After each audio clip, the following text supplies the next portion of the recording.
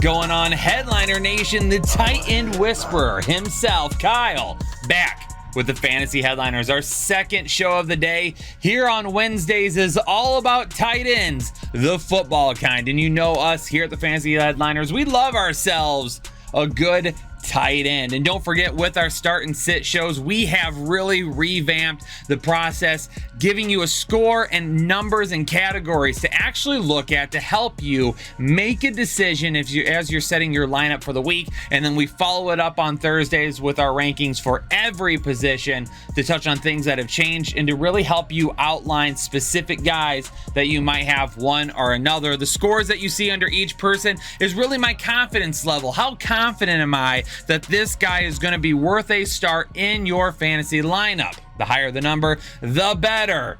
Let's go ahead and hop into it. We're going to be talking about Thursday Night Football right away. It's Buffalo at the LA Rams. And really, the Rams were in the middle of the pack last year, defending tight ends and giving up fantasy points. Knox, really for me, Dawson Knox, it's all about the touchdowns, right? Because last year we saw that he was highly efficient. That is how he made his fantasy contributions. The targets were not there. The yards were not there. It was what he did with the little amount that he got that made him so darn good. Is he going to be the same way this year? Time will only tell, but scoring a touchdown in this matchup against the Rams should absolutely be on your radar. Tyler Higbee also going to be a start for me right now. The Bills did allow the fewest fantasy points to tight ends in 2021, and by the few, I mean third fewest.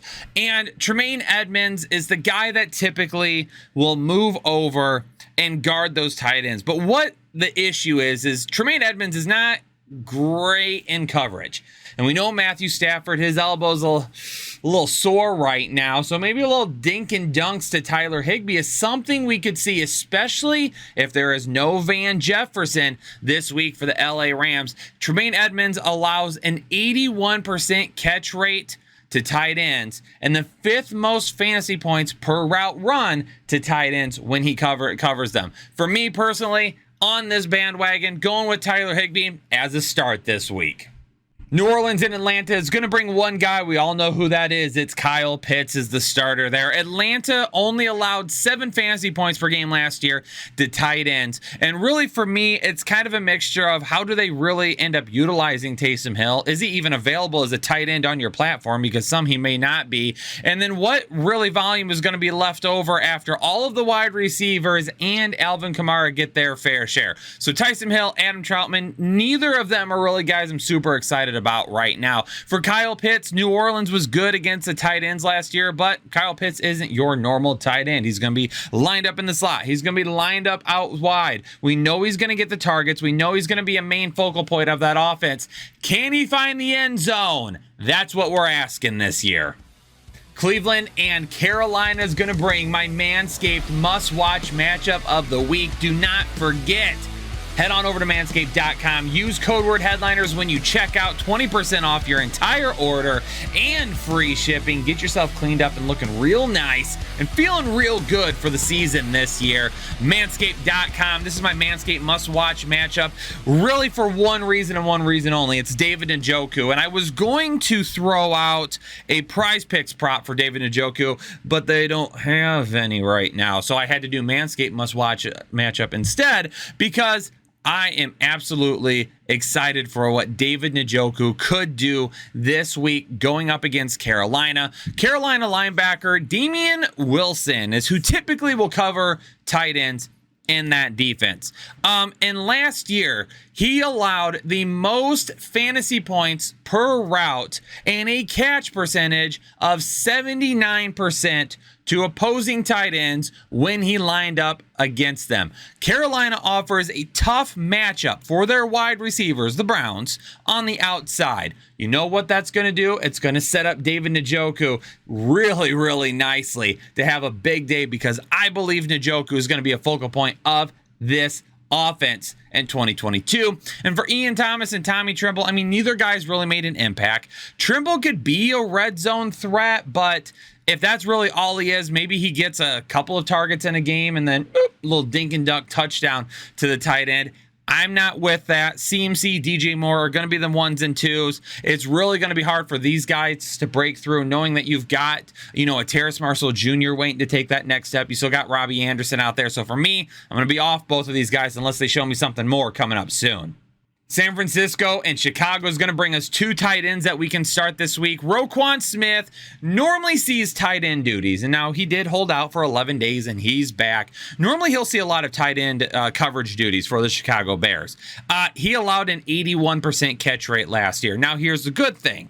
He limits big plays. So even though he lets guys catch it, typically, boom, we're taking him down to the ground right away, and you don't really need to worry about big plays after that. But this is George Kittle. This is one of the reasons why the Bears actually allowed the 6th fewest points to tight ends last year, but they gave up an 81% catch rate at times with Roquan on them because of those things, because of that. Because, again, it wasn't really deep plays. It wasn't touchdowns. It wasn't things of that nature. It was those little dink and dunks over the middle, taking the guy down right away. But it's George Kittle. He's a beast. He's a man among boys. We're still going to play him this week. For Cole Kmet, he's also going to make it into the start column just barely for me. Kmet was 9th in the league last year in targets, but he was really kind of a diet version of Kyle Pitts. You ever, you're in the store and you're looking for, brand name items, and you come across a little store brand there, and it's like $5 less. So you're all right, I'm going to get this instead. And you get it home and you pop it and you drink it and you're like, it tastes kind of the same, but it just doesn't hit home. That's what Kyle Pitts and Cole Kmet are, because Cole Kmet had a ton of volume last year, 9th in targets in the league among tight ends, but he didn't score at all. He scored less than Kyle Pitts did, and let me tell you what, the last time I saw someone score less than that, we were back in high school, and old Johnny next to me wasn't great with the women. So, because of this, Cole Kmet might get those targets again, knowing that Darnell Mooney is the guy. Okay, is the guy. We're going to be looking at him the most. San Francisco allowed the 2nd fewest fantasy points to tight ends last year. The ceiling on Kmet is not high, but if he is the number 2 in that offense, Justin Fields is going to be looking his way. Dude could see at least 6 targets this week. Pittsburgh and Cincinnati is going to be a really, really interesting matchup for me, because Pat Freiermuth and Hayden Hurst are both kind of really teetering right in the middle. Now, the reason Patty Freiermuth is getting a little bit of a bump up is because Deontay Johnson is nursing a little bit of an injury. Now, maybe it was cryptic, gamesmanship, whatever it may have been.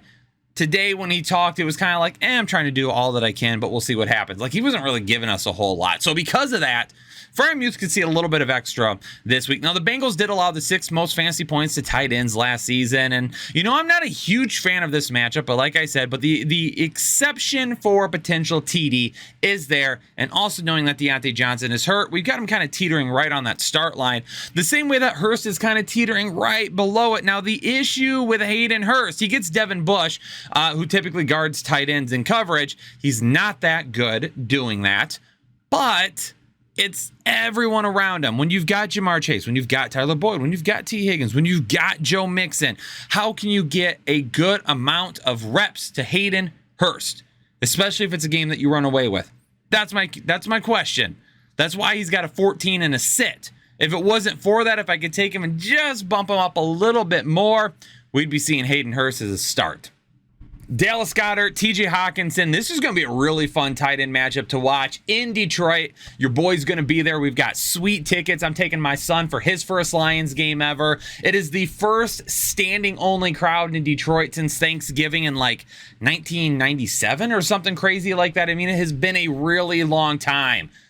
People are fired up about the Detroit Lions. Hard Knocks kind of helped with that, but it's going to be exciting to be there and be a part of it. Now, for Dallas Goedert, the Lions allowed the 7th most fantasy points last year, the tight ends. And Lions linebackers, they might have a tough time against Goedert. But when you look at a guy, like a Rodrigo, if you've been watching Hard Knocks, you've seen this rookie, this 6th-rounder, kind of step in and take a pretty big role. They're a little bit more physical than what we've seen in the past. So they'll probably have some issues with Goedert, and they're not really going to keep him down. But I do think Goddard is going to have a pretty big day going up against them. And then for TJ Hawkinson, the Eagles allowed the 2nd most fantasy points to tight ends last season. And my prize pick, prop to watch of the week for the tight end position is going to be TJ Hawkinson, going over 47.5 yards. The wide receivers on the outside are going to have a tough time. These guys, the Philadelphia Eagles on the outside, are very, very tough. They know how to shut wide receivers down. Jared Goff is going to be looking to get rid of the ball, and it's going to be TJ Hawkinson. I think we're going over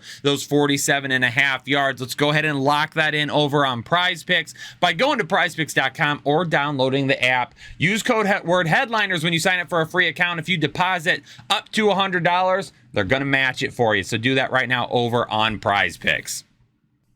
Indianapolis and Houston brings one of my favorite tight end nicknames, Mo Cox, Mo Problems. Oh, Mo Alley's finally getting his opportunity to take over after Jack Mother and Doyle. I'm going to miss saying that nickname. I had to throw it out there. Week 1 is a tribute to him. But now that Jack Mother and Doyle is gone, Mo Alley Cox, we could be seeing ourselves kind of a sleeper here at the tight end position. Houston allowed the 8th most fantasy points per game to tight ends last year and 8 total touchdowns to tight ends. This is where he's going to make his money this season. So Mo Alley might not be a huge volume guy, but he's going to be a red zone threat. Kind of think of like Hunter Henry last year. Scored a lot of touchdowns. Volume wasn't really there, but he was finding the end zone. But it is only TD upside as of right now. He's very close to being a start. Couldn't quite go with it this week. But the other guys on the other side of the ball for Houston, like I'm not going anywhere near him. Shaquille Leonard is one of the best linebackers in all of football and covering tight ends, wide receivers, it doesn't matter. In coverage. This is going to be a horrible matchup for that team. I like Brevin Jordan. I don't like him this week. Oh, how the mighty have fallen. Jonnu Smith, a darling breakout from a couple of years ago, had some good games in Tennessee, didn't quite reach his full potential, signs with the New England Patriots. We're like, all right, here we go, baby. Then Hunter Henry comes into town. Hunter Henry last year was scoring a lot of touchdowns. Volume wasn't really there, but nobody's talking about him this offseason. I mean, this is a guy that was a top 12 tight end last year, and he's being drafted as a guy that you might stick on your bench and maybe consider on a bye week. That's how he's being drafted. I'm going to go back to Hunter Henry for the start here. Not quite Jonnu Smith yet. It does sound they were trying to get him a little bit more involved in the passing game, but I've got to really see it. I saw it with Hunter Henry. I know him and Mac Jones have that connection. That's what I'm looking for there. Miami allowed the 10th most yards to tight ends last season, but they did keep him out of the end zone a little bit more often than other teams. Safety Brandon Jones covered tight ends on 302 different routes last year, but only saw targets 8% of the time. That is how good he was actually covering tight ends. To me, he seems like a guy that's probably a little bit more inclined to cover a Jonnu Smith, a guy that is a little bit more of a field stretcher, whereas Hunter Henry is going to be your bigger guy, kind of sit down in the middle of the field and things of that nature. Henry is barely a start for me. It is due to touchdown upside, but I am going to throw him out there. And speaking of how the mighty have fallen, Mike Gesicki, I mean, this is a guy that was a top 12 tight end last year and is not getting any respect this year because he shouldn't be. I mean, we've already heard it that Mike Gesicki is going to be moving out of more of a receiving role and is going to be doing more of a blocking role. Like, that's how he's going to be utilized in this offense a little bit more. You're still going to see some targets. I'm sure you're still going to see some decent plays, some big plays designed for him, but we're not going to see the volume for him that we have seen in the past.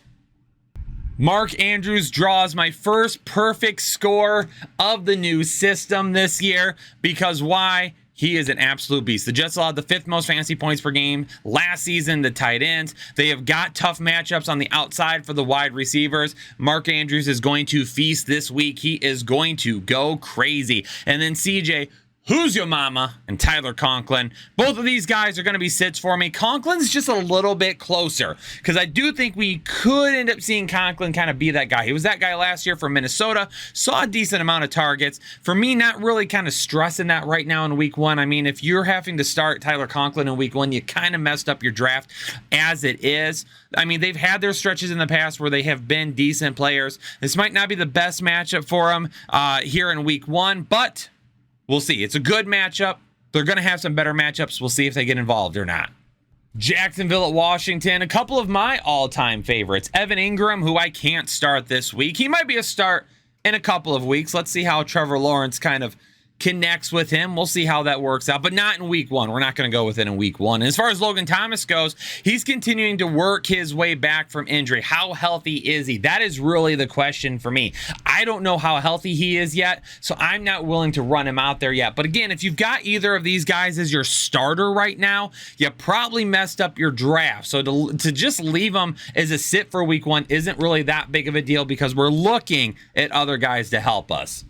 Very rarely am I ever going to throw a rookie tight into my lineup. Really, the only exceptions ever have been Kyle Pitts and Evan Ingram, two of the greatest rookie seasons of all time for tight ends. Other than that, you've never really had tight ends provide usable fantasy statistics every week of their rookie season. So throwing out rookie Daniel Bellinger in his first week, no. That's not going to happen. We're not going there with it. Not week one. I wish him all the best. I hope he breaks out. No, not on my lineup. And Austin Hooper barely makes the 15 to be a start for me this week. Is barely a start, but right now he is because we don't know if Woods is 100%, and Treylon Burks has also been kind of all over the place with his health this offseason. So Austin Hooper could end up being a big target for Ryan Tannehill in week one until we get these outsides going. Two of the best tight ends to grace the field over the last several years, Travis Kelce, Zach Ertz, are going to meet up in this matchup right here. I mean, the Cardinals allowed the fewest fantasy points per game last year, the tight ends, mainly because Isaiah Simmons is an absolute beast. If you know why I'm going, you know. Anyway, he does a great job of shutting them down. But, it's Kelce, and there's no more Hill. We're not sitting Travis Kelce, not even considering it.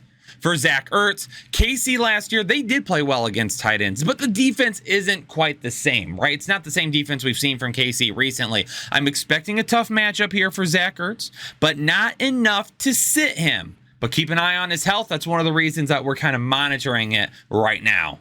Las Vegas, Los Angeles, maybe becoming one of the better rivalries that we see in sports right now. Derwin James is probably going to be covering Darren Waller right now, which is going to limit his upside, and he's been dealing with an injury, and the reason I'm putting that in quotes is because there is some talk out there that maybe it's because he's just holding out till his contract gets done, which I think they're getting really close. But has he really been banged up? I don't know for sure. But with the addition of Adams, Hunter Renfrow having a breakout last year, Derwin James being the guy that's on him this week, which is going to limit his upside, he is going to be a start for me, but just pump the brakes a little bit on what you might be expecting from him. For Gerald Everett, he's really close. He's out of 15, and I would love to put him as a start because I am a Gerald Everett fan. I always have been.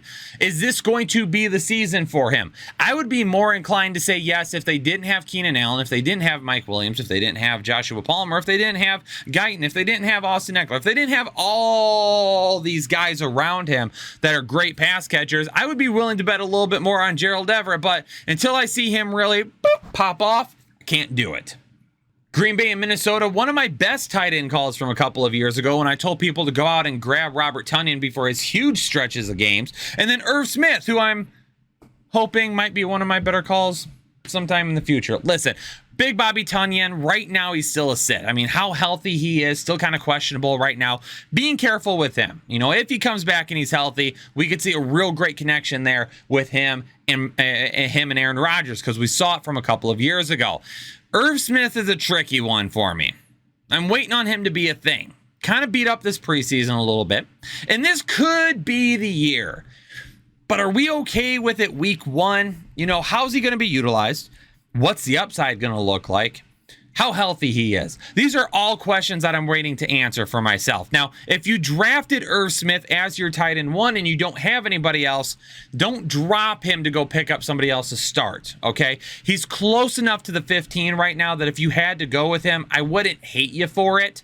I'm just thinking that this week I'm a little bit more cautious with it until we see what the game plan looks like. Tampa Bay, they brought in Kyle Rudolph. You've got Cameron Brate, OJ Howard out the door, Rob Gronkowski out the door.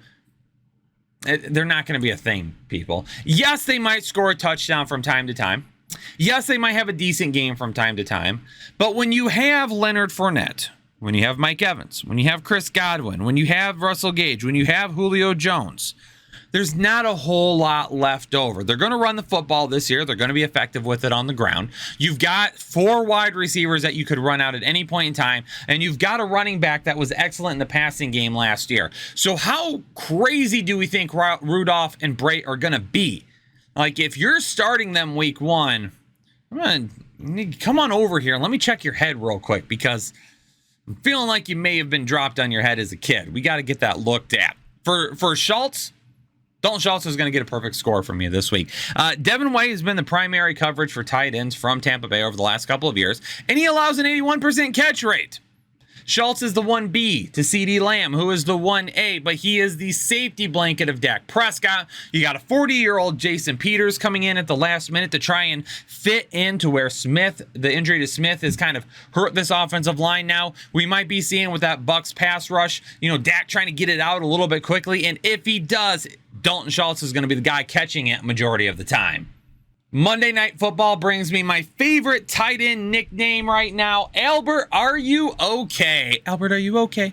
Are you okay? Are you okay, Albert? I won't sing it every single time. I felt like I needed to for those of you that are new here, though, and just let you know what you're getting yourself into. Seattle allowed over 12 fantasy points per game to tight ends last year, 3rd most in the league, and this is a crazy good matchup with some really good touchdown upside for Albert. Are you okay? All right.